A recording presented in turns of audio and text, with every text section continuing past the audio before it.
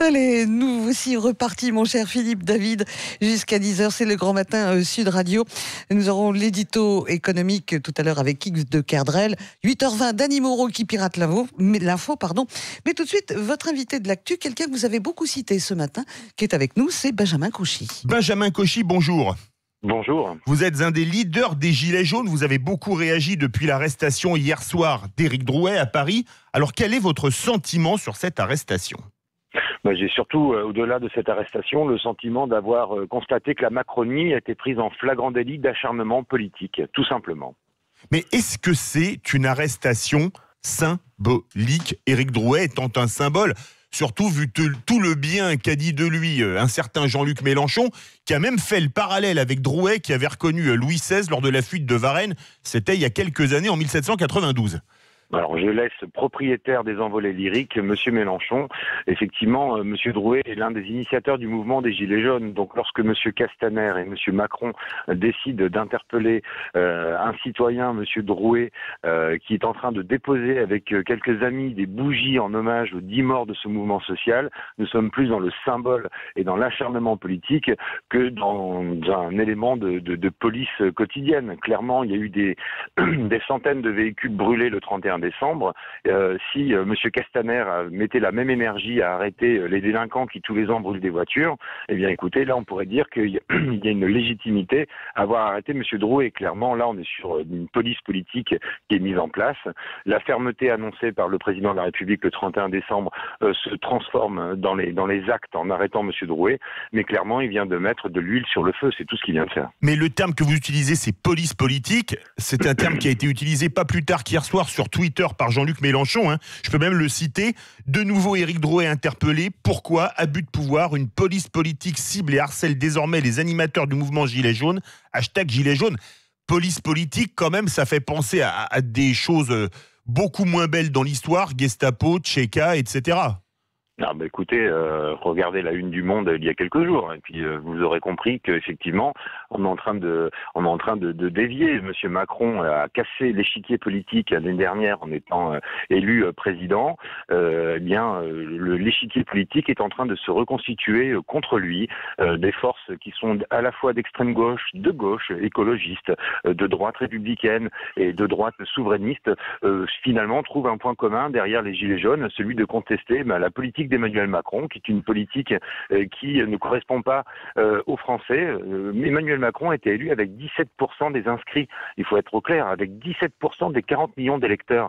Sa politique ne correspond pas aux attentes des Français.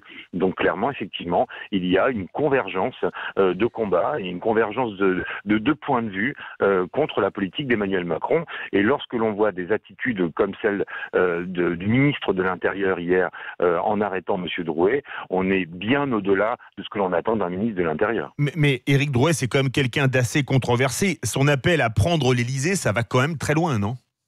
Alors, je pense certainement que M. Drouet a parfois des mots qui dépassent largement sa pensée. Oui, mais le contrôle de ses propos, ça fait partie des choses à avoir dans la vie. Bien évidemment, et ça je partage complètement, et j'ai toujours été opposé à la violence et à la casse et à agir de façon constructive.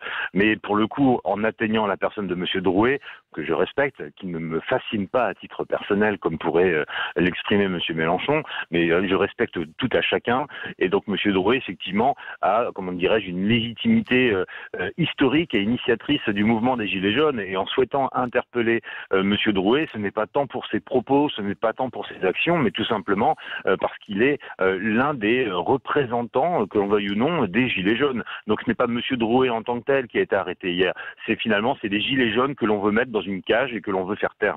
Jean-Luc Mélenchon appelle à relâcher, je cite, celui qui porte la voix du peuple. Est-ce que c'est un soutien ou de la récupération pour vous, Benjamin Cauchy ? Alors, je pense que M. Mélenchon est dans une phase de récupération. M. Mélenchon a des envolées lyriques. La dernière fois, la République, c'était lui. Sa personne est sacrée. On est quand même dans un champ lexical assez mystique avec M. Mélenchon qui finalement porte plus à sourire. Mais sur le fond, on revient à 1794. Là, la Révolution, c'est moi. C'était Robespierre. Là, c'est la République, c'est moi. C'est ça, absolument. Enfin, je suis la République. C'est ça. Donc là, on est dans la phase 18e siècle. Donc on va attendre la phase 21e siècle de Monsieur Mélenchon, et la phase du 21e siècle de Monsieur Mélenchon, il sera peut-être temps un jour, que l'extrême gauche française et que la droite française et que la gauche française et que l'extrême droite française puissent enfin converger sur des solutions communes. Et ça, je pense que finalement, Monsieur Macron est en train de réussir un tour de force qui est celui finalement, de créer un transcourant contre lui. Mais finalement, est-ce que l'arrestation d'Éric Drouet hier soir ne relève pas tout bêtement, et purement et simplement, de la simple application de la loi? Alors effectivement... Puisque c'était une manifestation non autorisée, et pour manifester, il faut demander une autorisation en préfecture. Autorisation donnée ou pas donnée par les préfectures, soit dit en passant, hein. Non, mais tout à fait. L'arrestation est légale. Ça, il n'y a pas de sujet. Maintenant, je trouve que l'attitude policière est disproportionnée par rapport à l'action qui s'est posée. Vous savez, 50 personnes place de la Concorde, il y a des dizaines de bus qui viennent tous les jours et qui se rassemblent sans déclarer à la préfecture.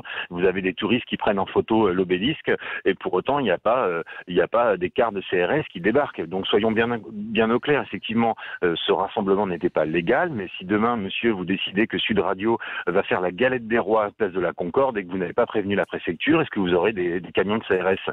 Non. Donc il y a deux poids, deux mesures.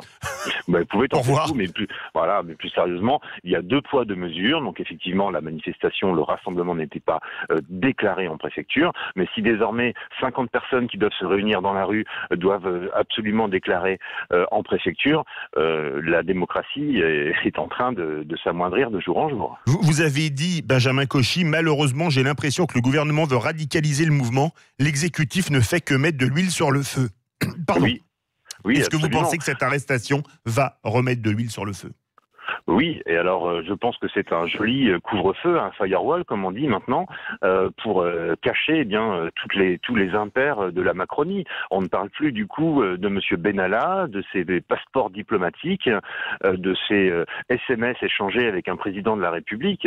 Donc on est en train de nourrir finalement un couvre-feu médiatique. Donc n'oublions pas l'essentiel. La politique du président Macron et du pouvoir exécutif ne correspond pas à ce que souhaitent les Français. Les Français souhaitent une meilleure redistribution des richesses. Donc profitons de votre antenne ce matin pour reparler de nos revendications. Meilleure redistribution des richesses et plus de démocratie directe. Et ne nous laissons pas enfermer par ce jeu politicien de bas niveau que M. Castaner tente d'arbitrer. Merci beaucoup, Benjamin Cauchy, qui est un représentant éminent des Gilets jaunes.